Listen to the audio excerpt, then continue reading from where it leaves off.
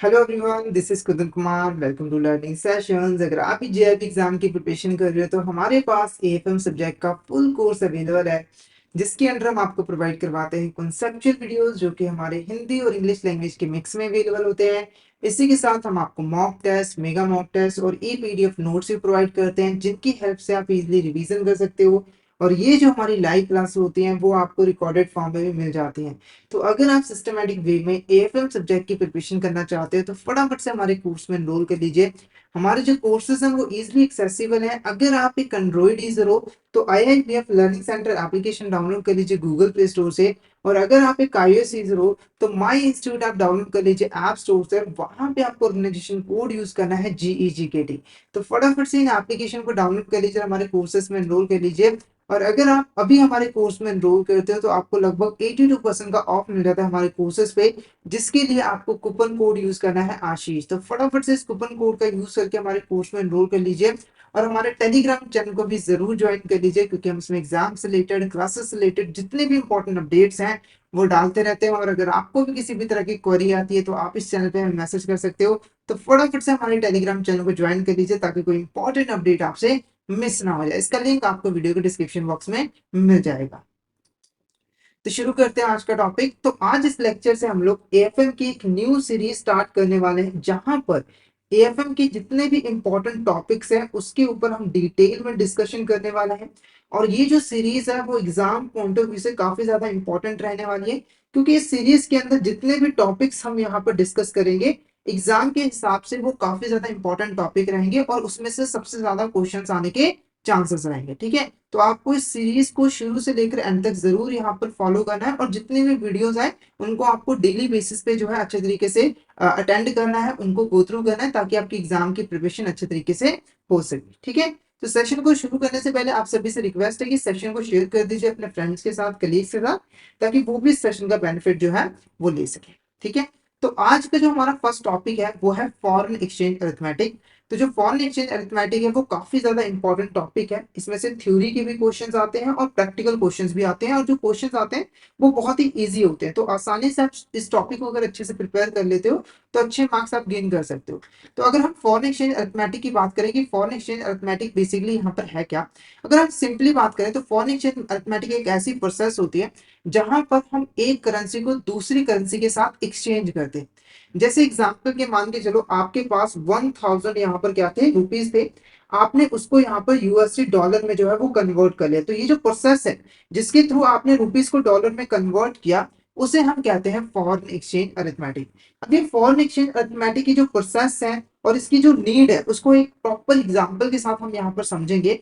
तो मान के चलो एक पर्सन है जो कि इंडिया में रहता है, और हमारा एक बी पर्सन है जो कि यहाँ पर यूएसए में रहता है। ठीक है, तो जो ए पर्सन है उसने यहाँ पर यूएसए के बी पर्सन से एक मशीन खरीदी है, यानी कि मशीन इंपोर्ट करवाई है। अब देखो, ए पर्सन को यहाँ पर करनी है पेमेंट। क्या करनी है? पेमेंट। पर यहाँ पर पेमेंट करने में दिक्कत क्या आ रही है, जो ए पर्सन है वो रहता है इंडिया में, तो इसके पास है रुपीज, क्योंकि इंडिया में रुपीज चलती है।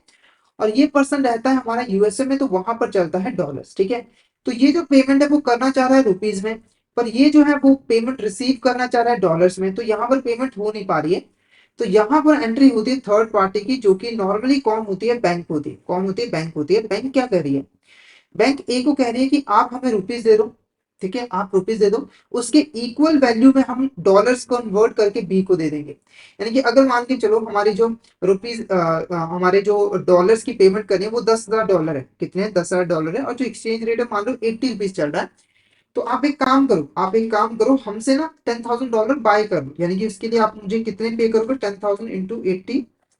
तो इसके लिए आपको हमारे 80,000 रुपीज, हमें 8 लाख रुपीज जो है यहाँ पर पे करने हैं। ठीक है, तो एक पर्सन ने 8 लाख रुपीज किसको दे दिए? बैंक को दे दिए। और 8 लाख के इक्वल जितने भी डॉलर बनते थे वो किसके दे दिए? यहाँ पर बी को दे दिए। तो यहाँ पर आप देखोगे कि एक करेंसी को दूसरी करेंसी के बदले में क्या किया जा रहा है? यहाँ पर एक्सचेंज किया जा रहा है। और इसी को हम यहाँ पर फॉरेन एक्सचेंज अरिथमेटिक जो है वो कहते हैं। तो जितने भी फॉरेन ट्रेड होते हैं, इंटरनेशनल ट्रेड होते हैं, उनको सेटल करने के लिए फॉरेन एक्सचेंज अरिथमेटिक काफी इंपॉर्टेंट रोल जो है वो प्ले करता है। ठीक है, नेक्स्ट बात करते हैं यहाँ पर foreign exchange rate. Foreign exchange rate क्या होता है? तो बेसिकली देखो, फॉरेन एक्सचेंज एक ऐसा रेट होता है जिस रेट के ऊपर करेंसीज को एक्सचेंज किया जाता है। जैसे कि आपको पता है कि कोई देश यहाँ पर डेवलप्ड कंट्री है, कोई अंडर डेवलप्ड है, कोई डेवलपिंग कंट्री है। तो उनकी जो करेंसी की वैल्यू होती है ना वो इक्वल नहीं होती, यानी कि हमारा जो डॉलर है उसकी जो वैल्यू है वो हमारे रुपीस के इक्वल नहीं है, डॉलर की जो वैल्यू है रुपीस के मुकाबले में ज्यादा है, ठीक है। तो जब करेंसी को एक्सचेंज करना होता है तो हमें क्या करना होता है, एक करेंसी के इक्विवेलेंट दूसरी करेंसी की वैल्यू को कैलकुलेट करना होता है, फिर उसके ऊपर एक्सचेंज करना होता है। तो इसके लिए हमें जरूरत होती है एक रेट की। जैसे मैं एग्जांपल दूं तो यहाँ पर हमारे पास रेट अवेलेबल है $1 इज इक्वल टू 76.10। इसका मतलब क्या हुआ कि एक यूएसडी के इक्वल हमारी 76.10 रुपीज है, यानी कि अगर आपको $1 परचेज करना है तो आपको 76.10 रुपीज यहाँ पर पे जो है वो करना पड़ेगा। ये जो रेट है ना, ये जो रेशो है जिसके ऊपर करेंसी को एक्सचेंज किया जा रहा है, इसी को हम यहाँ पर क्या कहते हैं, फॉरेन एक्सचेंज रेट। और ये जो फॉरेन एक्सचेंज रेट है वो बेसिकली एक तरह का डायनामिक रेट होता है जो कि डे टू डे बेसिस पे, मिनट टू मिनट बेसिस पे जो है वो चेंज होता रहता है, ठीक है। नेक्स्ट क्वेश्चन देखो, सॉरी, इसके अलावा फॉरेन एक्सचेंज अरिथमेटिक के अंदर कुछ इंपॉर्टेंट कॉन्सेप्ट्स हैं, टॉपिक्स हैं, टर्म्स हैं जिसके बारे में आपको अच्छे तरीके से क्लियर होना चाहिए। तो पहला जो इंपॉर्टेंट कॉन्सेप्ट है वो है करेंसी पेयर। करेंसी पेयर यहाँ पर क्या होता है, करेंसी पेयर बेसिकली दो डिफरेंट करेंसीज की कोटेशन होता है। क्या होता है, कोटेशन होता है, यानी कि जब हम दो करेंसी को एक साथ रिप्रेजेंट करते हैं, जहां पर हम एक करेंसी के इक्वल दूसरी करेंसी की वैल्यू कितनी है उसको शो करते हैं, तो वो हमारा करेंसी पेयर कहलाता है। जैसे यहाँ पे देखो क्या है, GBP slash USD is equal to 1.5143। तो ये बेसिकली क्या है, दो करेंसी की कोटेशन है और इसको ही हम क्या कहेंगे, करेंसी पेयर। तो करेंसी पेयर के अंदर एक होती है बेस करेंसी और एक होती है कोट करेंसी। ये जो बेस करेंसी होती है बेसिकली हम इसको बाय करते हैं, और जो कोट करेंसी होती है उसको हम सेल करते हैं ताकि हम बेस करेंसी को खरीद पाए। अब ये करेंसी पेयर क्या डिनोट कर रहा है, तो यहाँ पर सिंपल सा देखो, आपको क्वेश्चन के अंदर भी करेंसी पेयर इस तरह का ही यहाँ पर दिखेगा और आपको खुद से यहाँ पर पता लगाना है कि इसका मतलब क्या हुआ। तो देखो करेंसी पेयर के अंदर जो पहली करेंसी होती है वो बेस करेंसी होती है, ठीक है।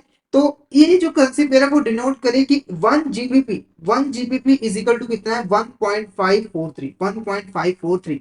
जैसे अगर मैं यहाँ पर लिख दूं USD INR is equal to 81.90, इसका मतलब क्या हुआ कि एक यूएसडी के इक्वल 81.90 जो है रुपीज है। क्लियर है, तो ऐसे आपको क्वेश्चन के अंदर करेंसी पेयर जो है दिखेगा और आपको खुद से यहाँ पर क्वेश्चन को जो है सॉल्व करना पड़ेगा। अब ये जो कोटेशंस होती है ना वो दो तरीके की होती है। ये जो हमने करेंसी पेयर आपको दिखाया है, जो कोटेशन है दो करेंसीज की, वो दो तरह की होती है। एक होती है डायरेक्ट कोटेशन। डायरेक्ट कोटेशन क्या होता है, तो सिंपली देखो, जब हम ये शो करते हैं कि एक फॉरेन करेंसी के इक्वल हमारी डोमेस्टिक करेंसी की कितनी वैल्यू है, तो वो कहलाता है डायरेक्ट कोटेशन। जैसे यहाँ पर अगर हम इंडिया की पॉइंट ऑफ व्यू की बात करें तो यहाँ पर देखो फॉरेन करेंसी हमारे लिए क्या होगा, यूएसडी डॉलर होगा। तो जब हम ये शो करते हैं कि 1 USD is equal to INR कितना होगा, तो वो हमारा कहलाता है डायरेक्ट कोटेशन। जैसे यहाँ पर आप देखोगे USD INR is equal to 80.54, इसका मतलब क्या होगा कि 1 USD के इक्वल हमारा 80.54 जो है रुपीस है। तो ये हमारा क्या होता है, डायरेक्ट कोटेशन। क्या होता है, डायरेक्ट कोटेशन। डायरेक्ट कोटेशन से हमें पता लगता है कि अगर आप एक फॉरेन करेंसी को खरीदना चाहते हो तो आपको कितनी होम करेंसी की यहाँ पर जरूरत जो है वो पड़ने वाली है, ठीक है। नेक्स्ट जो कोटेशन होता है वो होता है इनडायरेक्ट कोटेशन। इनडायरेक्ट कोटेशन क्या होता है, तो देखो जब आप एक होम करेंसी के इक्वल फॉरेन करेंसी की कितनी वैल्यू है उसे रिप्रेजेंट करते हैं, शो करते हैं, तो वो हमारा इनडायरेक्ट कोटेशन कहलाता है। जैसे यहां पर देखो क्या है, 1 INR is equal to 0.88 USD, यानी कि एक होम करेंसी के इक्वल कितनी हमारी फॉरेन करेंसी की वैल्यू है, वो हमारा इनडायरेक्ट कोटेशन जो है वो कहलाता है। जैसे यहाँ पर आप देखोगे INR USD is equal to 0.88, तो ये हमारा क्या कहलाएगा, ये हमारा कहलाएगा इनडायरेक्ट कोटेशन। क्या कहलाएगा, इनडायरेक्ट कोटेशन। क्लियर है। नेक्स्ट नेक्स्ट बात करते हैं बिड रेट और आस्क रेट की, ठीक है। तो देखो जो हमारे यहाँ पर एक्सचेंज रेट होता है ना, उसके अंदर दो इंपॉर्टेंट रेट होते हैं, एक होता है बिड रेट और एक होता है यहाँ पर आस्क और ऑफर रेट, ठीक है। Bid rate basically buying rate होता है। जनरली देखो फॉरेन एक्सचेंज के अंदर जो डीलिंग है वो बैंक करता है, इसीलिए इसकी जो डेफिनेशन है उसके अंदर लिखा है कि बैंक जिस रेट पर फॉरेन करेंसी को बाय करने के लिए, मतलब एक करेंसी को बाय करने के लिए रेडी होता है, उसे हम बाइंग रेट कहते हैं या फिर बिड रेट कहते हैं। आस्क ऑफर रेट बेसिकली क्या होता है, सेलिंग रेट होता है, यानी कि जिस रेट पर बैंक यहाँ पर फॉरेन करेंसी को सेल करने के लिए रेडी होता है वो हमारा आस्क और ऑफर रेट जो है वो कहलाता है, ठीक है। अगर हम बिड रेट और आस्क रेट के बेसिस पे बात करें तो जो फॉरेन करेंसी है उसकी दो कोटेशन होती है, एक होती है वन वे कोटेशन और एक होती है two way quotation. One way quotation के अंदर जो रेट होता है वो एक ही होता है, यानी कि बिड या तो बिड रेट लिखा होता है या फिर आस्क रेट लिखा होता है और उसी रेट के ऊपर फॉरेन करेंसी को खरीदा और बेचा जाता है। जैसे यहाँ पर देखो US euro slash USD is equal to 1.07, तो यहाँ पर जो रेट है वो क्या है, एक सिंगल रेट है, क्या है, सिंगल रेट है, और इस सिंगल रेट पर फॉरेन करेंसी को बाय भी किया जाता है और सेल भी किया जाता है। तो ये हमारा क्या कहलाएगा, वन वे कोटेशन, जिसके अंदर सिर्फ एक ही रेट होता है। एक होता है हमारा two way quotation. Two way quotation के अंदर दो रेट होते हैं, एक होता है बिड रेट और एक होता है ऑफर रेट। जैसे यहाँ पर आप एग्जांपल देखो, तो euro USD is equal to कितना है, 1.0717 एंड 19। तो ये जो फर्स्ट वाला होता है ये होता है बिड रेट, ये होता है बिड रेट, ठीक है। और जो ये सेकंड वाला होता है ये होता है हमारा आस्क रेट। अब आप सोचोगे कि आस्क रेट एक्चुअली में है कितना, कई स्टूडेंट कहेंगे ये तो 19 है, 19 नहीं है, ये ना लास्ट के तो डेसिमल है, यानी कि अगर बिड रेट 1.0717 है तो हमारा जो ऑफर रेट है वो कितना है, 1.0719 है। क्लियर है, ये हमारा क्या होगा यहाँ पर, ऑफर रेट होगा, ठीक है। अब कुछ यहाँ पर प्रैक्टिकल एग्जांपल से हम थोड़ा समझेंगे फॉरेन एक्सचेंज अरिथमेटिक कैसे काम करता है। तो an exporter has submitted an export bill of 1001 USD is equal to 81.5460। How much amount in Indian rupees will be paid to the exporter. तो हमारे इंडिया का एक एक्सपोर्टर है, उसने एक्सपोर्ट किया था, उसको 10,000 रुपीज का यहाँ पर बिल मिला है, ठीक है, यानी 10,000 $1,000 है उसके पास। तो वो उसको अब रुपीस में कन्वर्ट करना चाहता है, क्योंकि उसे तो बिजनेस इंडिया में ही करना है, तो पैसे उसे इंडियन रुपीज में चाहिए। तो जो रेट है वो 1 USD इज इक्वल टू 81.54 और 60, जिसमें से ये हमारा बिड रेट है और ये हमारा ऑफर रेट है, ठीक है। कितने अमाउंट यहाँ पर इंडियन रुपीज में मिलेंगे, सबसे पहले देखो अमाउंट की बात करें तो 1000, एक्सचेंज रेट की बात करें तो 81.54 एंड 60। अब बात करते हैं कि कैसे यहाँ पर इंडियन रुपीज में हम कन्वर्ट कर सकते हैं। तो सिंपली देखो, एक्सपोर्ट बिल अमाउंट जो भी है यूएसडी में, उसको एक्सचेंज रेट के साथ मल्टीप्लाई कर दो, आपका आंसर आ जाएगा। अब क्वेश्चन उठता है कि हमें कौन सा रेट लेना है। तो देखो, अगर मान के चलो एक्सपोर्टर के पास $1,000 है, तो वो बैंक को क्या करेगा, $1,000 को सेल करेगा और उसे रुपीज में कन्वर्ट करेगा। यानी कि जो बैंक है वो यहाँ पर क्या कर रहा है, फॉरेन करेंसी यानी कि डॉलर को बाय कर रहा है, ठीक है। तो बाय कर रहा है तो हमें यहाँ पर बाइंग रेट लेना है। ये चीज आपने ध्यान में दिमाग में रखनी है कि आपने हमेशा बैंक के पॉइंट ऑफ व्यू से यहाँ पर सोचना है, ठीक है। तो अमाउंट इन इंडियन रुपीज है, अगर हम कैलकुलेट करें तो 1000 इंटू 81.54, ये हमारा बिड रेट है क्योंकि बैंक बाय कर रहा है। तो आंसर कितना आएगा, 81,540, इतने रुपीज जो है उसको मिल जाएगा। नेक्स्ट क्वेश्चन अगर देखोगे, तो an exporter has submitted an export bill of 1000 and RS1 is equal to 0.122 USD। How much amount in Indian rupees will be paid to the exporter. तो क्वेश्चन आपको सेम ही लग रहा होगा, पर सेम नहीं है। देखो, एक्सपोर्ट बिल ठीक है 1000 है, उसे इंडियन रुपीज में कन्वर्ट करना है, पर ये जो कोटेशन दी हुई है वो हमें इनडायरेक्ट कोटेशन दी हुई है कि 1 रुपए के इक्वल 0.0122 यूएसडी जो है वो होता है। अब अगर इसका हम सोल्यूशन निकालें,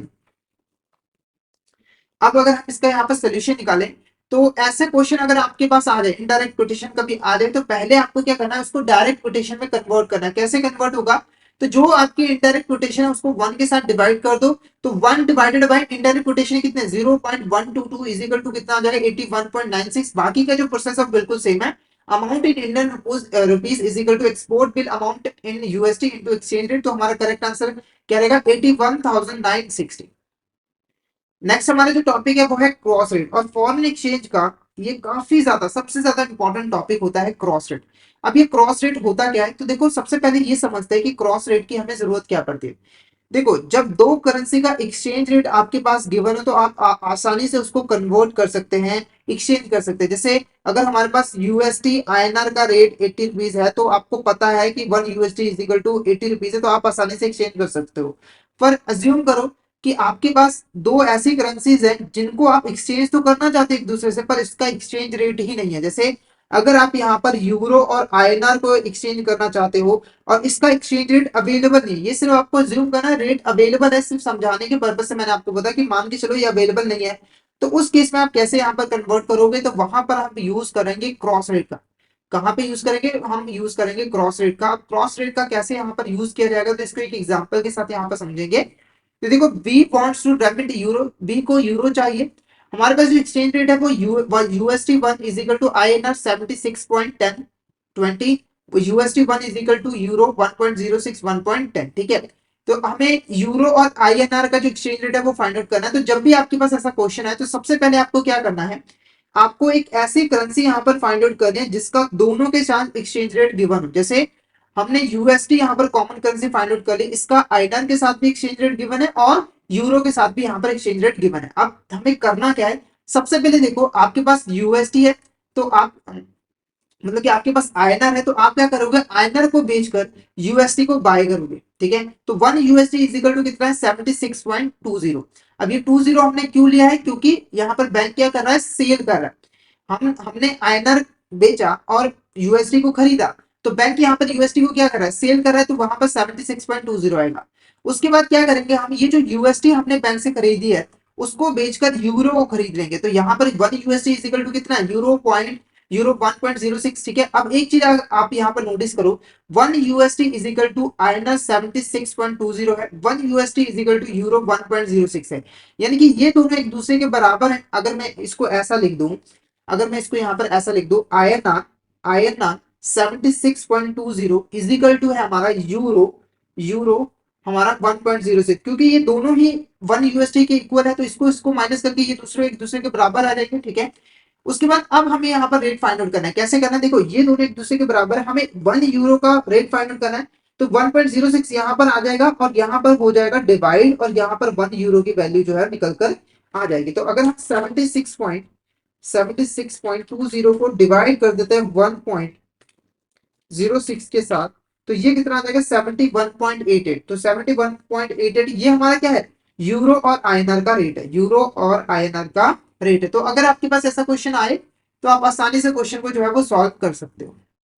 उसके बाद अगर मैं यहाँ पर एक शॉर्टकट आपको बताऊं इस क्वेश्चन को सॉल्व करने का, एक शॉर्टकट, तो अगर आपके पास एग्जाम में क्रॉस रेट का क्वेश्चन आता है तो आपको क्या करना है, सबसे पहले देखो यहाँ पर एक जेड ड्रॉ कर लेना, ठीक है, जेड ड्रॉ कर लेना है, और जो भी आपकी कॉमन करेंसी है, जैसे यहाँ पर ये आपकी कॉमन करेंसी है वो आपको लिख लेनी है, यहाँ पर आपको लिखनी है होम करेंसी को, और यहाँ पर लिखनी है आपकी थर्ड करेंसी को, ठीक है। फिर उसके बाद आपको वैल्यू जो है वो पुट कर देनी है, जैसे यूरो की वैल्यू यहाँ पर कितनी है, 1.06 है, और आईएनआर की वैल्यू हमारी यहाँ पर कितनी है, 76.20, ठीक है। तो अगर देखो जो आपके पास टर्म्स आई इस तरीके से आई, मतलब कि एक वैल्यू यहाँ पर आई, एक वैल्यू यहाँ पर आई, तो आपको करना है डिवाइड, जैसे यहाँ पर हमने क्या किया, 76.20 को डिवाइड किया 1.06 के साथ, अगर आप इसको अभी डिवाइड करोगे ना, तो 76.20 डिवाइडेड बाई 1.06, तो ये कितना आ जाएगा, 71.88 आ जाएगा, ठीक है। कई बार क्या होता है कि जो वैल्यू होती है वो यहाँ नहीं आती बल्कि यहाँ पर आ जाती है, जैसे यहाँ पर आ सकता था 1.06 और यहाँ पर यूरो एज इट इज लिखा होता। तो अगर वैल्यूज यहाँ पर और यहाँ पर आते हैं तो वहां पर आपको करनी है मल्टीप्लीकेशन, जैसे अब यहाँ पर क्या करोगे, 76 इंटू 76.20 इंटू हमारा 1.06, ये कितना आ गया यहाँ पर 80.77। तो ये शॉर्टकट मेथड है, ठीक है। तो शॉर्टकट मेथड आपको याद रखना है कि जेड ड्रॉ करना, वैल्यूज पुट करने, यहाँ वैल्यू है तो डिवाइड, यहाँ वैल्यू है तो मल्टीप्लीकेशन। अब बात करते हैं यहाँ पर एक्सचेंज रेट मैकेनिज्म की, कि हमारा एक्सचेंज रेट मैकेनिज्म यहाँ पर कैसे रहता है। तो बेसिकली हम कुछ यहाँ पर एक्सचेंज रेट्स की, मतलब एक्सचेंज रेट की जो टाइप्स है उसके बारे में डिस्कस करेंगे। पहली जो टाइप है एक्सचेंज रेट की वो है रेडी और कैश रेट, ठीक है। तो देखो अगर जो सेटलमेंट है वो सेम डे हो जाती है, यानी कि आपने जिस दिन यहाँ पर डील की और उसी दिन उसके यहाँ पर सेटलमेंट हो गई, तो जिस रेट पर डील सेटल होती है उसी को हम क्या कहते हैं, रेडी और कैश रेट। जैसे अगर आपने जो यहाँ पर डील की थी वो 15 अक्टूबर को की थी, मंडे को, और सेटलमेंट भी उसी दिन हो गई 15 अक्टूबर 2022 को, तो जिस रेट पे सेटलमेंट होगा वो हमारा रेडी और कैश रेट होगा। उसके बाद है टर्म रेट, अगर आपने डील की है आज और जो सेटलमेंट है वो नेक्स्ट वर्किंग डे होती है, तो जिस रेट पे ट्रांजेक्शन सेटल होगी वो होता है टर्म रेट। जैसे अगर आपने डील की थी 5 अक्टूबर को, पर जो डील है वो सेटल हुई है 6 अक्टूबर को, तो जिस रेट पे सेटल हुई है वो हमारा टर्म रेट कहलाएगा। उसके बाद स्पॉट रेट, स्पॉट रेट क्या होता है, तो देखो अगर आपने जो डील है वो आज की है और जो सेटलमेंट है वो सेकंड वर्किंग डे होती है, तो जिस रेट पे होगी वो हमारा स्पॉट रेट कहलाएगा। एग्जाम्पल से 5 तारीख को आपने डील स्टार्ट की और 7 अक्टूबर को सेटलमेंट हुई, तो ये हमारा स्पॉट रेट कहलाएगा। उसके बाद है फॉरवर्ड रेट। फॉरवर्ड रेट क्या होता है, तो सपोर्ट रेट के बाद आप जिस दिन भी ट्रांजेक्शन को सेटल करो वो हमारा फॉरवर्ड रेट पे यहाँ पर सेटल होता है। जैसे आपने डील की थी 5 अक्टूबर को, ट्रांजेक्शन आपने यहाँ पे सेट की 30 अक्टूबर को या फिर 30 नवंबर को, तो वो जो जिस रेट पे सेटल होगी वो हमारा फॉरवर्ड रेट जो है वो कहलाता है, फॉरवर्ड रेट जो है वो कहलाता है।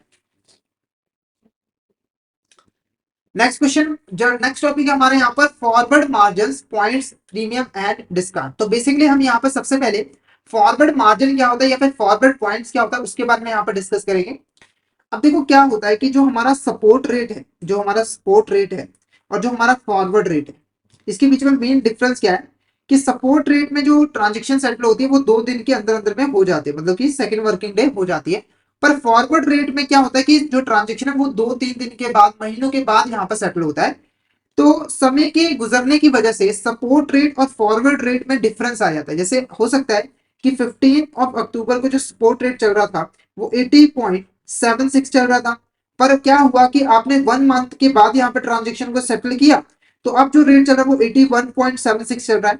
तो ये जो डिफरेंस है ना, ये सपोर्ट रेट और फॉरवर्ड रेट के बीच में ये जो डिफरेंस है, इसी को हम क्या कहते हैं, इसको हम कहते हैं फॉरवर्ड पॉइंट। जैसे यहाँ पर 1 रुपए का डिफरेंस है, तो ये हमारा क्या कहलाएगा, फॉरवर्ड पॉइंट जो है वो कहलाएगा। सेम एग्जांपल जो मैंने आपको यहाँ पर दिया है कि अगर आप यूएस डॉलर को एक्सचेंज करना चाहते हो ब्रिटिश पाउंड के साथ, तो अभी जो स्पॉट रेट चल रहा है वो 1 USD इज इक्वल टू 0.75 है। पर आपने क्या किया, फॉरवर्ड एक्सचेंज रेट आपने जब पता लगाया तो वो है 1 USD is equal to 0.72। This means forward margin कितना होगा, 0.03। 0.03, क्योंकि 0.75 में से हमें 0.72 माइनस करना है। अब बात करते हैं प्रीमियम की। प्रीमियम क्या क्या मतलब है यहाँ पर, तो सिंपली देखो, जब भी हमारा forward exchange rate support rate से ज्यादा होता है, फर्ज करो हमारा जो सपोर्ट रेट है वो 80.50 है, पर फॉरवर्ड रेट कितना है, 81.50, तो ये जो 1 रुपए होगा ना, हम कहेंगे कि जो करेंसी है वो प्रीमियम पे है। क्या है, करेंसी जो है वो प्रीमियम पे है। उसके बाद अगर हम डिस्काउंट की बात करें तो डिस्काउंट बिल्कुल ऑपोजिट है। अगर हमारा जो फॉरवर्ड एक्सचेंज रेट है वो लेस देन होता है सपोर्ट रेट से, जैसे अगर सपोर्ट रेट था हमारा 82.50, पर फॉरवर्ड रेट कितना है 81.50, तो ये जो 1 रुपीज का यहाँ पर डिस्काउंट है, हम कहेंगे कि हमारी जो करेंसी है वो डिस्काउंट पे, हमारी जो करेंसी है वो डिस्काउंट पे है। नेक्स्ट बात करते हैं calculation of forward rate through forward differential.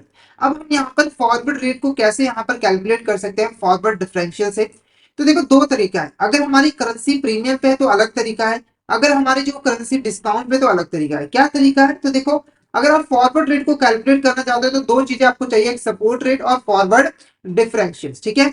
तो अगर आपकी करेंसी क्या है, प्रीमियम पे, तो सपोर्ट रेट के अंदर फॉरवर्ड डिफरेंशियल को कर दो ऐड। जैसे यूएसडी आईएनआर कितना है 80.506, 1 मंथ फॉरवर्ड डिफरेंशियल है 60-70। तो अगर करेंसी प्रीमियम पे है तो हम फॉरवर्ड रेट कैसे कैलकुलेट करेंगे, तो ये जो 60 है उसे हमें प्लस कर देना है। जैसे यहाँ पर देखो 80 80 80.50 में हमें 60 पॉइंट जो है वो प्लस करना है, तो ये 81.10 बन जाएगा।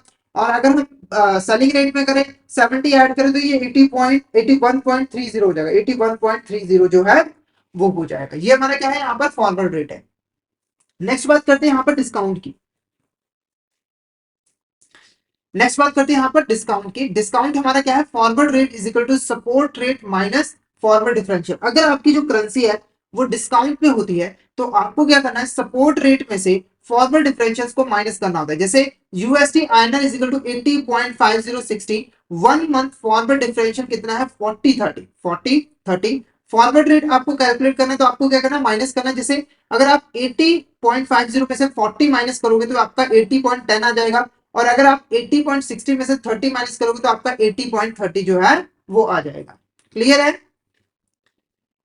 अब अगर हम एक प्रैक्टिकल क्वेश्चन यहाँ पर देखें तो देखो, if spot rate euro 1 euro is equal to USD 1.32508, 1 month forward rate is 2520, second month is 30 35 25, 3 month forward rate is 10 and 30, what does the 3 month offer rate. तो हमें यहाँ पर 3 मंथ का जो ऑफर रेट लेना है, तो अगर करेंसी जो है वो डिस्काउंट पे है, क्योंकि यहाँ पर हमारी करेंसी क्या है, डिस्काउंट पे। कैसे डिस्काउंट पे है, तो देखो हमारा जो स्पोर्ट रेट था उसका आखिरी पॉइंट 50 था, यहाँ पर 10 है, यहाँ पर 80 था, यहाँ पर 30 है, तो कम हुआ है, तो ये हमारा क्या कहलाएगा, डिस्काउंट पे। अब कैसे कैलकुलेट होगा, तो forward rate is equal to support rate minus forward differential. तो अगर हम फॉरवर्ड बाइंग रेट कैलकुलेट करें तो 1.3250 माइनस 0.010, तो ये हमारा कितना आएगा 1.3240। ठीक है, ये जो फॉरवर्ड पॉइंट है इसे हमें माइनस करना है। और फॉरवर्ड सेलिंग रेट कैलकुलेट करें तो 1.3280 माइनस 0.030, तो ये कितना आ जाएगा 1.3250। ठीक है, ये हमारा क्या था, यहाँ पर प्रैक्टिकल क्वेश्चन था related with the forward point. ठीक है, नेक्स्ट बात करते हैं आर्बिट्रेज का। अब आर्बिट्रेज यहाँ पर क्या होता है, तो देखो आर्बिट्रेज बेसिकली एक इन्वेस्टमेंट स्ट्रेटजी होती है जहां पर जो इन्वेस्टर होता है वो एक ही एसेट को डिफरेंट मार्केट में बाय और सेल करता है, ताकि वो जो प्राइस का डिफरेंस होता है ना उसका एडवांटेज ले सके और प्रॉफिट कमा सके। जैसे एग्जांपल के लिए दो क्रिप्टो करेंसी एक्सचेंजेस हैं, यानी कि दो ऐसे एक्सचेंज जहां पर क्रिप्टो करेंसी को खरीदा और बेचा जाता है, एक्सचेंज ए और एक्सचेंज बी। ठीक है, तो यहाँ पर देखो जो एक्सचेंज हमारा ए है वहां पर जो क्रिप्टो करेंसी की वैल्यू है वो कितने $10 है, और जो एक्सचेंज भी है वहां पर $12। तो हमारा इन्वेस्टर क्या करेगा, आर्बिट्रेज के अंदर जो एक्सचेंज ए है वहां से क्रिप्टो करेंसी को ₹10 में बाय करेगा, $10 में, और एक्सचेंज बी में जाके सेल कर देगा और ₹2 का यहाँ पर प्रॉफिट, $2 का यहाँ पर प्रॉफिट कमा लेगा। और यही हमारा क्या कहलाता है, आर्बिट्रेज। यही हमारा क्या कहलाता है, आर्बिट्रेज, जहां पर जो इन्वेस्टर है वो साइमल्टेनियसली दो डिफरेंट मार्केट के अंदर एसेट को बाय और सेल करता है, ताकि प्राइस का जो डिफरेंस है उसका एडवांटेज लेके वो प्रॉफिट जो है वो कमा पाए। ठीक है, तो नेक्स्ट टॉपिक हमारा क्या है यहाँ पर, equipment leasing and lease financing. तो इसके अंदर सबसे पहले हम लीज का मतलब समझेंगे कि लीज बेसिकली यहाँ पर होता क्या है। ठीक है, तो सिंपली देखो, लीज एक ऐसा कॉन्ट्रैक्ट होता है जहां पर एक पार्टी किसी दूसरे पार्टी की एसेट को रेंट पे लेकर यूज करती है और बदले में एक रेगुलर पेमेंट प्रोवाइड करती है। जैसे एग्जांपल के मान के चलो, एक ए पर्सन है और यहाँ पर बी पर्सन। ठीक है, तो ए पर्सन को अपना बिजनेस करने के लिए यहाँ पर 5 मशीन्स की जरूरत है, और ये जो 5 मशीन है वो बी पर्सन के पास है। किसके पास है, बी पर्सन के पास है। और जो ए पर्सन है वो इस वक्त इन मशीन्स को जो है वो बाय नहीं कर सकता। तो ए पर्सन ने बी पर्सन को कहा कि देखो अभी मेरे पास इतने पैसे नहीं है कि मैं इन मशीन्स को बाय करूं, एक काम करो, ये जो मशीन्स है ना वो मेरे को सिर्फ और सिर्फ आप 5 सालों के लिए यूज करने के लिए दे दो। इसकी जो ऑनरशिप है वो आपके पास ही रहेगी। मैं सिर्फ इन 5 सालों के अंदर इस मशीन को यूज करूंगा, अपना काम करूंगा, बदले में हर साल मैं आपको 1 लाख रुपए यहाँ पे जो है वो पे कर दूंगा। तो बी ने यहाँ पर कॉन्ट्रैक्ट कर लिया। तो ये जो कॉन्ट्रैक्ट हुआ इनके बीच में, यही हमारा क्या कहलाता है, लीज है, जिसके अंदर ए पर्सन जो है, जो ए पर्सन है वो बेसिकली बी पर्सन की जो एसेट है उसको एक स्पेसिफाइड टाइम पीरियड के लिए यूज करने के लिए रेंट पे ले रहा है, बदले में एक पेमेंट जो है वो कर रहा है बी पर्सन को। ठीक है, अब लीज एग्रीमेंट के अंदर हमारी जो पार्टीज होती हैं वो दो होती है। एक होता है लेसी, जो पर्सन यहाँ पर एसेट को यूज कर रहा है, जिसको एसेट को यूज करने का राइट मिल रहा है, वो कहलाता है हमारा लेसी। और जो पर्सन एसेट का मालिक होता है, यानी कि जिसके पास ऑनरशिप होता है, जो अपने एसेट को यूज करने के लिए दे रहा होता है, वो कहलाता है हमारा लेसर। वो कहलाता है हमारा लेसर। और जो पेमेंट यहाँ पर रेगुलर इंटरवल पे की जाती है उसे हम कहते हैं लीज रेंटल। क्या कहते हैं, लीज रेंटल। अब अगर आप इसकी यहाँ पर डेफिनेशन देखो तो डेफिनेशन क्या है, it is a financial arrangement in which one party known as lessor agrees to allow the use of its property to another party। तो एक फाइनेंशियल अरेंजमेंट होती है जहां पर एक पार्टी जिसका नाम लेसर होता है वो अपनी प्रॉपर्टी को अनदर पार्टी जिसका नाम है लेसी उसको यूज करने के लिए देता है, बदले में उसे एक पीरियोडिक लीज पेमेंट जो है वो रिसीव होती है स्पेसिफाइड पीरियड तक। अगर हम पार्टीज इन लीज की बात करें तो दो पार्टीज होती हैं, एक होता है लेसर और एक होता है लेसी। तो जो प्रॉपर्टी को ओन करता है और जो जिसने प्रॉपर्टी को लीज पे दिया है वो कहलाता है हमारा लेसर, और जनरली हमारा लैंडलॉर्ड होता है, ओनर होता है, या फिर लीजिंग कंपनी होती है। लेसी वो होता है जिसके पास प्रॉपर्टी को यूज करने का जो राइट है वो मिलता है। ठीक है, अगर हम टाइप ऑफ लीजेस की बात करें तो हमारे जो लीज कॉन्ट्रैक्ट होते हैं उसको हम दो बेसिस के ऊपर डिवाइड कर सकते हैं। एक होता है हमारा अकाउंटिंग स्टैंडर्ड 160 और एक हमारा बेस्ड ऑन अदर क्राइटेरिया। अगर हम अकाउंटिंग स्टैंडर्ड 160 की बात करें तो इसके बेस पर हम बेसिकली लीज कॉन्ट्रैक्ट को दो कैटेगरीज में डिवाइड कर सकते हैं। एक होता है हमारा फाइनेंस लीज और एक होता है हमारा ऑपरेटिंग लीज। ठीक है, सबसे पहले अगर हम फाइनेंस लीज की यहाँ पर चर्चा करें तो फाइनेंस लीज एक ऐसी लीज कॉन्ट्रैक्ट होता है जिसके अंदर जो लेसी होता है प्रॉपर्टी के साथ जितना भी रिस्क एंड रिवॉर्ड जुड़ा होता है उसको लेसी यहाँ पर जो है वो बेयर करता है। तो यहाँ पर कुछ सिचुएशंस गिवन है, क्या गिवन है, कुछ सिचुएशंस गिवन है जो कि अगर आपको किसी लीज कॉन्ट्रैक्ट के अंदर मिल जाए तो उनको आपको फाइनेंस लीज जो है वो मानना है। बेसिकली ये फाइनेंस लीज के यहाँ पर फीचर्स हैं। क्या है, फीचर्स हैं। तो पहली जो सिचुएशन है वो ऑनरशिप ट्रांसफर। अगर एक लीज कॉन्ट्रैक्ट है और उसके अंदर एक कंडीशन है कि जैसे ही हमारी जो लीज टर्म है वो पूरी हो जाएगी तो जो ऑनरशिप है एसेट की वो ट्रांसफर कर दी जाएगी लेसी को, तो ये हमारी कहलाती है फाइनेंस लीज। जैसे एग्जांपल पे ए और बी पर्सन थे, उनके बीच में लीज का कॉन्ट्रैक्ट हुआ था 5 सालों का। तो एक यहाँ पर कंडीशन रख दी गई थी कि जैसे ही 5 साल पूरे हो जाएंगे जो एसेट की ऑनरशिप है वो ए को ट्रांसफर कर दी जाएगी। तो ये जो लीज होगी वो हमारी फाइनेंस लीज कहलाएगी। उसके बाद है बार्गेन परचेज ऑप्शन। अगर कोई लीज कॉन्ट्रैक्ट है उसके अंदर जो हमारा लेसी है उसके पास एक राइट है कि वो एसेट को एक ऐसे प्राइस जो कि मार्केट प्राइस से काफी ज्यादा कम है उस प्राइस पे लेसर से एसेट को बाय कर सकता है, तो वो भी हमारा फाइनेंस लीज कहलाता है। जैसे इन दोनों के बीच में यहाँ पर कॉन्ट्रैक्ट हुआ, ठीक है, एक कंडीशन रखी गई थी कि जो ए पर्सन है जैसे ही लीज टर्म पूरी हो जाएगी तो बी पर्सन से जो एसेट है वो बहुत ही कम प्राइस पे बाय कर सकता है। तो ये हमारा कौन सा लीज कहलाएगा, ये हमारा फाइनेंस लीज कहलाएगा। उसके बाद है लीज टर्म। क्या है हमारे यहाँ पर लीज टर्म? अगर जो लीज कॉन्ट्रैक्ट है वो एसेट के मेजर इकोनॉमिक लाइफ का जो है कर लिया गया है, यानी कि जैसे अगर कोई एसेट है उसकी जो इकोनॉमिक लाइफ है 5 साल है और आपने 4.5 ईयर का यहाँ पर जो है लीज टर्म कर लिया है, तो आप देखोगे कि इस लीज टर्म के अंदर आपने जो हमारी एसेट है उसकी इकोनॉमिक लाइफ का एक मेजर हिस्सा आप जो है यूज कर लोगे, एक मेजर हिस्से के लिए आपने लीज कॉन्ट्रैक्ट किया है, तो ये भी हमारा फाइनेंस लीज जो है वो कहलाएगा। नॉर्मली अगर आप जो हमारी एसेट है, ठीक है, आपकी जो एसेट है उसकी इकोनॉमिक लाइफ का 75% लीज टर्म होता है, यानी कि आपकी जो एसेट है उसकी जो इकोनॉमिक लाइफ है उसके 75% के इक्वल आपने लीज टर्म डिसाइड कर लिया है, तो वो हमारी फाइनेंस लीज कहलाती है। उसके बाद specialise nature of the asset, जो एसेट है ना वो स्पेशलाइज नेचर की है, मतलब कि आप उसको किसी खास काम के लिए यहाँ पर यूज कर सकते हो। जैसे अगर कोई मशीन है तो उसको आप सिर्फ कार कार बनाने के लिए ही यहाँ पर यूज कर सकते हो, तो वो हमारी इस कैटेगरी में आती है, फाइनेंस लीज के अंदर आती है। रिस्क एंड रिवॉर्ड ओनरशिप, तो ये तो मैंने आपको ऑलरेडी बताया कि अगर आपने लीज कॉन्ट्रैक्ट किया और जो एसेट के साथ रिस्क एंड रिवॉर्ड जुड़ा था वो ट्रांसफर कर दिया है लेसी को, तो वो हमारा फाइनेंस लीज कहलाएगा। उसके बाद है secondary period at a rent. अगर लेसी के पास लीज कॉन्ट्रैक्ट के अंदर ये ऑप्शन है कि जैसे ही लीज टर्म पूरी हो जाएगी तो जो लेसर है उससे वो जो एसेट है उसको एक सेकेंडरी पीरियड के लिए रेंट पर ले सकता है, और जो रेंट है वो ट्रैवलिंग मार्केट रेट से काफी ज्यादा कम होगा, तो ये भी हमारी फाइनेंस लीज जो है वो कहलाएगी।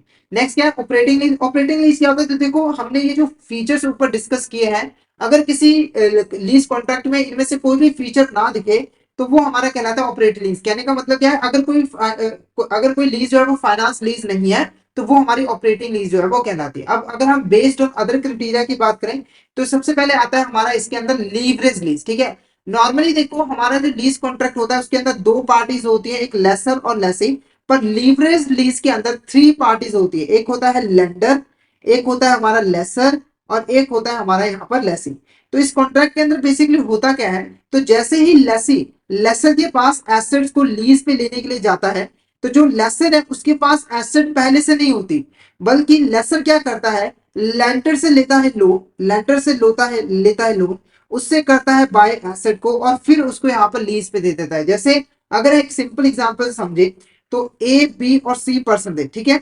जो ए पर्सन है उसको मशीन चाहिए थी यूज करने के लिए, वो बी पर्सन के पास जाता है, बी पर्सन के पास मशीन नहीं थी पर उसने लीज कॉन्ट्रैक्ट कर लिया।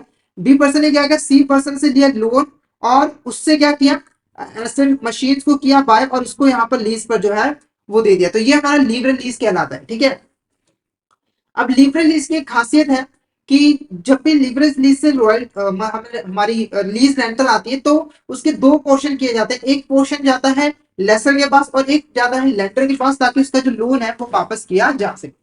नेक्स्ट है हमारा डोमेस्टिक लीज। डोमेस्टिक लीज क्या होता है, तो बेसिकली देखो डोमेस्टिक लीज एक ऐसा लीज एग्रीमेंट होता है जहां पर जो प्रॉपर्टी है वो एक ही कंट्री के अंदर जो है लीज पे ली जा रही होती है, यानी कि हमारा जो लेसी और जो लेसर है वो एक ही कंट्री से बिलोंग करता है। जैसे अगर ए और बी पर्सन है वो लीज करना चाहते हैं, ठीक है, प्रॉपर्टी का, और जो प्रॉपर्टी है और जो ए और बी पर्सन है वो इंडिया के अंदर है, तो ये हमारा क्या कहलाएगा, ये हमारा डोमेस्टिक लीज कहलाएगा। अब बात करते हैं इंटरनेशनल लीज। इंटरनेशनल लीज अगर मान के चलो हमारा जो लेसर है और जो लेसी है वो तो डिफरेंट कंट्रीज में रहते हैं, है ना, तो वहां पर जो लीज एग्रीमेंट होगा वो हमारे इंटरनेशनल लीज जो है वो कहलाएगा। जैसे अगर ए और बी पर्सन है, ए रहता है इंडिया के अंदर, जो बी पर्सन है वो रहता है यूएसए के अंदर, तो इनके बीच में जो लीज एग्रीमेंट होगा प्रॉपर्टी के लिए वो हमारा कहलाएगा इंटरनेशनल लीज। नेक्स्ट है हमारा sale and lease back leasing. अब ये सेल और लीज बैक लीजिंग क्या होता है, तो देखो इस लीजिंग के अंदर हमारा जो ऑनर होता है एसेट का, वो पहले क्या करता है, एसेट को सेल कर देता है किसे, बायर को, और जैसे वो सेल कर देता है इमीडिएटली बायर से उस एसेट को वो लीज पर ले लेता है, इसीलिए हम इसको sale and lease back leasing कहते हैं। जैसे ए और बी है, ठीक है, तो ये हमारा क्या है, यहाँ पर सेलर है और ये हमारा क्या है, बायर है। तो इसने एक एसेट जो है वो बी को सेल की, और जैसे ही सेल की इमीडिएटली उसको बी से यहाँ पर लीज ले लिया, यानी कि बायर हमारा बन गया यहाँ पर लेसर और जो सेलर बन गया वो हमारा लेसी बन गया। तो इस तरह की लीज को हम sale and lease back leasing जो है वो कहते हैं। उसके बाद है हमारा वेट लीज। वेट लीज क्या होता है, तो देखो अगर अगर जो हमारा इक्विपमेंट है यानी कि जो प्रॉपर्टी है जिसका यहाँ पर लीज किया गया है उसको ऑपरेट और मेंटेन करने की जो रिस्पॉन्सिबिलिटी है वो लेसर की होगी, तो वो कहलाता है हमारा वेट लीज। जैसे अगर कोई खराबी हो गई तो ठीक कौन करवाएगा, लेसर करवाएगा, तो इस तरह के हम क्या, इस तरह की लीज को हम कहते हैं वेट लीज। ड्राई लीज क्या होता है, अगर जो हमारा इक्विपमेंट है उसको ऑपरेट और मेंटेन करने की रिस्पॉन्सिबिलिटी लेसी की होती है, तो वो हमारा कहलाता है यहाँ पर ड्राई लीज। नेक्स्ट बात करते हैं एडवांटेजेस ऑफ लीजिंग। तो जो हमारी लीजिंग है उसके यहाँ पर क्या क्या एडवांटेजेस होते हैं। पहला देखो, प्रिजर्व बोर्विंग कैपेसिटी। अब प्रिजर्व बोर्विंग कैपेसिटी का मतलब क्या है, देखो जब कोई पर्सन यहाँ पर लीज लेता है, मतलब लीज कॉन्ट्रैक्ट करता है, तो वो पर्सन का डेट नहीं कहलाता। जैसे मैं ए और बी की एग्जांपल दूं, तो ए पर्सन को चाहिए थी मशीन, एक ए पर्सन को चाहिए थी मशीन, और मशीन किसके पास थी, बी के पास। एक तो इसके पास ऑप्शन ए के पास ये थी कि वो बैंक से या किसी अदर फाइनेंशियल इंस्टीट्यूशन से लोन ले और उससे इन मशीन को बाय करे। पर वो अगर लोन ले लेता तो उसकी जो लोन लेने की कैपेसिटी थी वो कम हो जाती, क्योंकि पहले उसके पास बहुत ज्यादा लोन था। पर उसने क्या किया, यहाँ पर लीज ले लिया, लीज पे ले लिया मशीन को। तो अब क्या होगा, ये जो लीज पे लिया है इसे loan as a loan show करने की जरूरत नहीं होती है, जिससे जो हमारा बॉर्बर उसकी बैलेंस शीट क्लीन रहती है और उसकी जो बॉर्बिंग कैपेसिटी होती है वो प्रिजर्व रहती है, मतलब कम नहीं होती है, वो बॉर्बिंग कर सकता है। उसके बाद है फुल फाइनेंसिंग अवेलेबिलिटी। अगर आप किसी बैंक या फाइनेंशियल इंस्टीट्यूशन से लोन लेने जाते हो तो वहां पर एक मार्जिन होता है, जैसे 100 में से 10 रुपए आप पे करो, खुद से ऐड करो, 90 आपको बैंक दे देगा। पर यहाँ पर क्या है कि आपको पूरी की पूरी अमाउंट यहाँ पर मिल जाती है, यानी कि जितने की मशीन है उतना आपको अमाउंट जो है वो मिल जाता है, कोई भी मार्जिन नहीं रखा जाता। ऑब्सोलेंस रिस्क मिटिगेशन, ये भी करेक्ट है। देखो जो एसेट ट्रांसफर की गई लीज के अंदर, उसकी जो ऑनरशिप है वो किसके पास है, लेसर का है। और अगर हमारी जो एसेट है वो ऑब्सलीट हो जाती है, यानी कि अब उसका कोई भी काम नहीं रहता, तो नुकसान किसे भरना पड़ा, लेसर को करना पड़ा। उसके बाद टैक्स बेनिफिट, तो हमें यहाँ पर कुछ टैक्स बेनिफिट्स मिलते हैं। जैसे कि हमारा जो लेसी होता है वो जो भी लीज रेंटल कहता है, लीज रेंटल पे करता है, उसको ऐसा एक्सपेंस ट्रीट कर सकता है। और ऐसा एक्सपेंस ट्रीट करने का मतलब कि वो अपने जो टैक्स लायबिलिटी उसमें से लीज रेंटल को माइनस जो है वो कर सकता है। उसके बाद फ्लेक्सिबल कन्वेनियंस, तो जो टर्म एंड कंडीशन होती है ना वो काफी ज्यादा यहाँ पर फ्लेक्सिबल जो है वो होती है। नेक्स्ट बात करते हैं जीएसटी ऑन लीज ट्रांजेक्शन। तो अगर हम यहाँ पर सीजीएसटी एक्ट 2017 की बात करें तो उसका जो सेक्शन 7 है वो बताता है कि जो सप्लाई है, जो हमारे यहाँ पर सप्लाई है जिसके ऊपर जीएसटी लगती है, उसके अंदर लीज एग्रीमेंट भी इंक्लूड होता है। यानी कि लीज एग्रीमेंट के अंदर गुड्स एंड सर्विसेज की जो आप सप्लाई करते हो वो भी हमारी यहाँ पर सप्लाई कैटेगरी के अंदर आती है। और सप्लाई कैटेगरी के अंदर आने का मतलब क्या है कि इनके ऊपर भी यहाँ पर जीएसटी जो है वो लगेगा। अभी जो हमारा जीएसटी वो किसी भी तरह का डिस्ट्रीब्यूशन नहीं करता है फाइनेंस लीज ऑपरेटिंग लीज में, और एक ही तरीके से यहाँ पर दोनों पे जो है टैक्स लगाता है। नेक्स्ट अगर हम बात करें income tax implication of lease की, इनकम टैक्स की क्या ट्रीटमेंट है, तो देखो सबसे पहले आता है हमारा डेप्रिसिएशन। अगर हम डेप्रिसिएशन की बात करते हैं, जो लेसर है वो यहाँ पर डेप्रिसिएशन जो है वो क्लेम कर सकता है, क्योंकि जो लीज एसेट है उसके ऊपर जो ऑनरशिप है वो हमारी किसकी है, लेसर की है। और जो लेसी है ऑन द अदर वो यहाँ पर डेप्रिसिएशन क्लेम नहीं कर सकता, क्योंकि उसकी ऑनरशिप उसके ऊपर नहीं है। नेक्स्ट बात करते हैं लीज रेंटल की। लीज रेंटल जो है वो अगर हम बात करें लेसर के पॉइंट ऑफ व्यू से, तो लेसर के पास जो लीज रेंटल है वो एज इनकम आई है, तो इनकम के ऊपर क्या लगेगा, टैक्स लगेगा। और अगर हम लेसी की बात करें तो ये एक रेंट जो हमारा अमाउंट है वो एज एक्सपेंस यहाँ पे जो है ट्रीट किया जाएगा। उसके बाद जो इनकम टैक्स रूल्स है वो फाइनेंस लीज ऑपरेटिंग लीज को जो है सिमिलरली तरीके से जो है ट्रीट करते हैं, यानी कि दोनों ही लीज पे सेम तरीके से जो है टैक्स लगाया जाता है। नेक्स्ट बात करते हैं accounting in the books of lesson. ठीक है, तो अगर हम यहाँ पर लेसन की बुक्स ऑफ अकाउंट की बात करें, तो जो लेसन है वो यहाँ पर अकाउंटिंग ट्रीटमेंट कैसे करता है यहाँ पर लीज का। ठीक है, तो अगर हम सबसे पहले फाइनेंस लीज की बात करें, क्योंकि जो लेसन है वो फाइनेंस और ऑपरेटिंग लीज की जो ट्रीटमेंट है वो अलग अलग तरीके से करता है। तो अगर हम फाइनेंस लीज की बात करें तो जिस दिन यहाँ पर लीज कॉन्ट्रैक्ट कमेंस होता है, यानी कि स्टार्ट होता है, तो लेसन की यहाँ पर ऑब्लिगेशन बनती है कि जो भी यहाँ पर फाइनेंस लीज है उसको एज अ, ठीक है, एज अ एसेट जो है वो शो करे।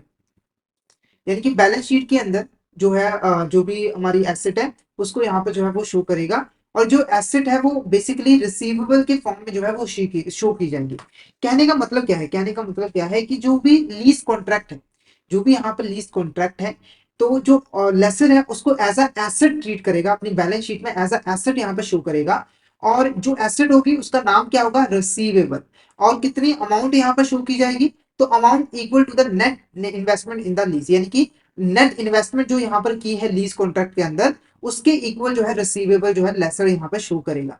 अगर हम नेट इन्वेस्टमेंट की बात करें कि नेट इन्वेस्टमेंट क्या होता है, ठीक है, तो सिंपली देखो हमारे जितने भी लीज रेंटल है यानी कि लेसी जो भी यहाँ पर पेमेंट करेगा लेसर को, उसकी जो प्रेजेंट वैल्यू है, उसकी जो प्रेजेंट वैल्यू है उसी को हम यहाँ पर क्या कहते हैं, net investment in the lease. जैसे अगर एग्जाम्पल में आप देखोगे तो ये क्या है, हमारी पेमेंट है पहले साल 10,000, दूसरे साल 10,000, तीसरे साल, चौथे साल, पांचवें साल, ठीक है, टोटल 50,000 रुपए, ठीक है। अब हमें क्या करना है, इसकी प्रेजेंट वैल्यू कैलकुलेट करनी है। प्रेजेंट वैल्यू कैसे कैलकुलेट करनी है, तो प्रेजेंट वैल्यू इंटरेस्ट फैक्टर हमें यहाँ पर कैलकुलेट करना है। इसका फॉर्मुला ऑलरेडी हमने डिस्कस किया हुआ है, ठीक है, तो जब हम बॉन्ड वगैरह करते हैं तो वहां पर डिटेल में डिस्कस किया हुआ है, यहाँ पर सिर्फ मैं आपको समझाना चाहता हूँ। तो जब आप प्रेजेंट वैल्यू यहाँ पर कैलकुलेट करोगे हर पेमेंट की, एक साल के बाद मिली तो इसकी present value 9090, 8060, last value calculate करोगे तो 37890, ठीक है, 37,890। तो ये जो 37,819 है वो बेसिकली हमारा क्या है, प्रेजेंट वैल्यू है, जो टोटल लीज रेंटल जो है वो मिलने वाले हैं लेसर को। तो जो लेसर है वो बेसिकली ये जो 37,819 है इसको as a receivable balance sheet के अंदर एसेट साइड में जो है वो शो करेगा। तो फाइनेंस लीज के ट्रीटमेंट आपको पता लगे कि जो लेसर है वो फाइनेंस लीज को एज अ एसेट जो है वो शो करेगा, और एसेट का नाम क्या होगा, रिसीवेबल, और अमाउंट क्या होगी, नेट इन्वेस्टमेंट जो है लीज एग्रीमेंट के अंदर की होगी। नेट इन्वेस्टमेंट कैसे कैलकुलेट की जाएगी, तो जो भी आपको लीज रेंटल मिलने वाले उसकी प्रेजेंट वैल्यू कैलकुलेट कर लो, जो टोटल प्रेजेंट वैल्यू होगी वो हमारा नेट इन्वेस्टमेंट जो है वो कहलाएगा, ठीक है। नेक्स्ट अगर हम ऑपरेटिंग लीज की बात करें तो जो ऑपरेटिंग लीज है उसके अंदर जो सिंपली हमारा जो लेसन है वो अपनी एसेट को एज अ एसेट ही यहाँ पर शो करेगा। उसकी जो भी नेचर है, अगर फिक्स एसेट है तो फिक्स एसेट शो करेगा, अगर फिक्स एसेट नहीं है तो उसको फिक्स एसेट नहीं शो करेगा, ठीक है। अब जो लीज रिसीवेबल्स है उनको भी यहाँ पर बैलेंस शीट में जो है शो जो है वो करना पड़ेगा, ठीक है। और लीज रिसीवेबल की अमाउंट जो है वो इक्वल होगी जो हमारी लीज जो भी यहाँ पर पेमेंट करेगा टोटल लीज टर्म के अंदर। अगर यहाँ पर कोई भी इनिशियल इनडायरेक्ट कॉस्ट, कोई भी इनिशियल डायरेक्ट कॉस्ट है तो उसे भी हमें लीज एसेट की कैरिंग अमाउंट में इंक्लूड जो है वो करना है। उसके बाद अगर हम बात करें accounting in the books of Lesi, ठीक है, तो जो हमारा लेसी है उसके बुक्स ऑफ अकाउंट में लीज की जो अकाउंटिंग है वो यहाँ पर कैसे की जाती है। सबसे पहले देखो जो इंडियन अकाउंटिंग स्टैंडर्ड है उसने यहाँ पर फाइनेंस लीज और ऑपरेटिंग लीज इसमें डिफरेंशिएट करने के लिए मना कर दिया, यानी कि जो लेसी है वो चाहे ऑपरेटिंग लीज है चाहे फाइनेंस लीज है, उसकी जो ट्रीटमेंट है अकाउंटिंग बुक्स ऑफ अकाउंट के अंदर वो एक ही तरीके से करेगा। कैसे ट्रीटमेंट की जाएगी, सबसे पहले जो एसेट जो हमारा लेसी है वो यहाँ पर रिकॉग्नाइज करेगा राइट ऑफ यूज एसेट को एज अ एसेट, यानी कि जो भी उसको राइट मिला उसको एज अ एसेट जो है बैलेंस शीट के अंदर शो करना पड़ेगा। और ये जो एसेट है वो बेसिकली रिप्रेजेंट करेगी लेसी के राइट को कि वो लीज एसेट को through out the lease term जो है वो यूज कर सकती है। अब ये जो राइट ऑफ यूज एसेट है इसको कैसे यहाँ पर कैलकुलेट किया जाता है, सबसे पहले देखो आपको इनिशियल मेजरमेंट करनी पड़ती है लीज लायबिलिटी की, यानी कि जो यहाँ पर लीज रेंटल लेसी को पे करने हैं उसकी यहाँ पर मेजरमेंट करनी है। उसके लिए उसे क्या करना है, उसके लिए क्या करना है, जो भी लीज रेंटल वो पे करेगा फ्यूचर में उसकी प्रेजेंट वैल्यू जो है वो कैलकुलेट जो है वो कर लेगा, ठीक है। उसके बाद जैसे इनिशियल मेजरमेंट हो जाएगी लीज लायबिलिटी की, अब क्या करना है, जो इनिशियल डायरेक्ट कॉस्ट है, इनिशियल डायरेक्ट कॉस्ट है, अगर कोई भी इनिशियल डायरेक्ट कॉस्ट की है जो कि लीज के साथ डायरेक्टली रिलेटेड है, यानी कि लीज कॉन्ट्रैक्ट को करने के लिए उसने खर्च किया था, जैसे कमीशन पे किया था, लीगल फीस पे की थी, तो उसे वो राइट ऑफ यूज एसेट के अंदर इंक्लूड करेगा। उसके बाद अगर यहाँ पर कोई भी लीज पेमेंट है जो कि लीज टर्म के स्टार्ट होने से पहले जो है वो की गई थी तो उसे भी यहाँ पर जो है इंक्लूड किया जाएगा राइट ऑफ यूज एसेट के अंदर, ठीक है। साथ के साथ अगर यहाँ पर मान के चलो जो एसेट है उसको लीज टर्म के बाद डिसमेंटल करना पड़ रहा है, रिमूव करना पड़ रहा है, रिस्टोरेशन कॉस्ट है, और उसके ऊपर भी यहाँ पर लेसी को कुछ खर्च करना पड़ रहा है तो उसे भी यहाँ पर जो है इंक्लूड किया जाएगा राइट ऑफ यूज एसेट के अंदर, ठीक है। तो इस तरीके से हम राइट टू यूज एसेट जो है वो कैलकुलेट कर सकते हैं। नेक्स्ट बात करते हैं रिकॉग्निशन ऑफ लीज लायबिलिटी। तो हमारी जो लीज लायबिलिटी होती है उसकी हम रिकॉग्निशन यहाँ पर कैसे कर सकते हैं, तो जो लेसी है वो बेसिकली जो लीज लायबिलिटी है उसको यहाँ पर मतलब कि जैसे एसेट उसने एसेट साइड शो किया ऐसे ही जो लीज लायबिलिटी जो उसे पेमेंट करनी है फाइनेंशियल ऑब्लिगेशन है उसे बैलेंस शीट के लायबिलिटी साइड में जो है लीज लायबिलिटी के फॉर्म में शो जो है वो करना पड़ेगा। और ये बेसिकली लेसी की ऑब्लिगेशन को शो करता है कि उसे यहाँ पर लीज पेमेंट जो है ओवर द टाइम जो है वो करना है, ठीक है। तो यहाँ पर हमारा जो आज का टॉपिक है वो ओवर होता है। तो हमने बेसिकली इस लेक्चर के अंदर हमारे एफएम के दो important chapters basically foreign exchange arithmetic और जो लीज कॉन्ट्रैक्ट है उसके बारे में डिटेल में यहाँ पर डिस्कशन कर लिया है। तो अगर आपको किसी भी तरह का डाउट आता है तो आप यहाँ पर चैट बॉक्स में मैसेज करके पूछ सकते हो, और अगर आपको क्लियर हो गया है तो फटाफट से एक बार चैट बॉक्स में मैसेज करके जरूर बता दीजिएगा, ठीक है। तो अगर आप थोड़ी सी यहाँ पर क्यों रिवीजन कर लें, तो फॉरेन एक्सचेंज अरिथमेटिक क्या होता है, तो बेसिकली एक ऐसी प्रोसेस होती है जिसके अंदर हम एक करेंसी को दूसरी करेंसी में कन्वर्ट करते हैं, एक्सचेंज करते हैं, और जिस रेट पे एक्सचेंज किया जाता है वो हमारा क्या होता है, एक्सचेंज रेट होता है, ठीक है। और लीज कॉन्ट्रैक्ट क्या होता है, तो इसके अंदर हमारा जो एक पर्सन है वो दूसरे पर्सन से उसकी प्रॉपर्टी को किराए पर लेता है यूज करने के लिए, बदले में उसे पेमेंट जो है वो रेगुलर बेसिस पे करनी पड़ती है। जो पर्सन यहाँ पर किराए पे लेता है वो कहलाता है लेसी, और जिसकी प्रॉपर्टी होती है वो कहलाता है लेसर, और जो पेमेंट की जाती है वो होती है हमारी लीज रेंटल, ठीक है। तो आज का हमारे यहाँ पे टॉपिक ओवर होता है। और अगर आप सिस्टमैटिक वे में एएफएम सब्जेक्ट की प्रिपरेशन करना चाहते हो तो हमारे कोर्सेज में एनरोल कर लीजिए, जिसके अंदर हम आपको प्रोवाइड करवाते हैं कॉन्सेप्चुअल वीडियोस जो कि हमारे हिंदी और इंग्लिश लैंग्वेज के मिक्स में अवेलेबल होते हैं। इसी के साथ हम आपको mock test, mega mock test और ई पीडीएफ नोट से प्रोवाइड करते हैं, जिनकी हेल्प से आप इजीली रिवीजन कर सकते हो। और ये जो हमारी लाइव क्लास होती है वो आपको रिकॉर्डेड फॉर्म में भी मिल जाती है। तो अगर आप सिस्टमैटिक वे में एफएम सब्जेक्ट की प्रिपरेशन करना चाहते हो तो हमारे कोर्स में एनरोल कर लीजिए। हमारे जो कोर्सेज है वो इजीली एक्सेसिबल है। अगर आप एक एंड्रॉइड यूजर हो तो IIBF learning centre application download कर लीजिए गूगल प्ले स्टोर से। और अगर आप एक iOS यूजर हो तो माई इंस्टीट्यूट आप डाउनलोड कर लीजिए ऐप स्टोर से, वहां पे आपको ऑर्गेनाइजेशन कोड यूज करना है GEGKD। तो फटाफट से इन एप्लीकेशन को डाउनलोड कर लीजिए और हमारे कोर्सेज में एनरोल कर लीजिए। और अगर आप अभी हमारे कोर्स में एनरोल करते हैं तो आपको लगभग 82% का ऑफ मिल जाता है हमारे कोर्सेज पे, जिसके लिए आपको कूपन कोड यूज करना है आशीष। तो फटाफट से इस कूपन कोड का यूज करके हमारे कोर्स में एनरोल कर लीजिए। और हमारे टेलीग्राम चैनल को भी जरूर ज्वाइन कर लीजिए, क्योंकि हम इसमें एग्जाम से रिलेटेड, क्लासेस से रिलेटेड जितने भी इंपॉर्टेंट अपडेट्स हैं वो डालते रहते हैं। और अगर आपको भी किसी भी तरह की क्वेरी आती है तो आप इस चैनल पे मैसेज कर सकते हो। तो फटाफट से हमारे टेलीग्राम चैनल को ज्वाइन कर लीजिए ताकि कोई इंपॉर्टेंट अपडेट आपसे मिस ना हो जाए। इसका लिंक आपको वीडियो के डिस्क्रिप्शन बॉक्स में मिल जाएगा। तो आज के लिए इतना ही। अगर सेशन अच्छा लगा तो सेशन को लाइक कर देना, हमारे चैनल को सब्सक्राइब कर देना, और शेयर जरूर कर देना अपने फ्रेंड्स के साथ, कलीग्स के साथ, ताकि वो भी इस सेशन का बेनिफिट ले सके। तो thank you so much everyone, मिलते हैं नेक्स्ट क्लास में।